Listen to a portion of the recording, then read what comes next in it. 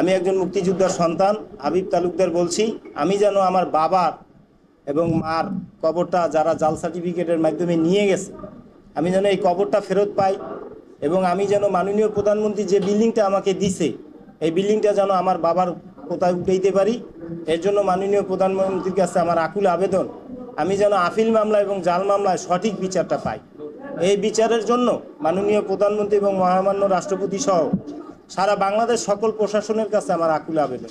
আমার সচ্চারাচারা যে অত্যাচারগুলো আমাদের বিরুদ্ধে ইতিপূর্বে করছে এদের একটা যেন আইনগতভাবে ব্যবস্থা নেয়।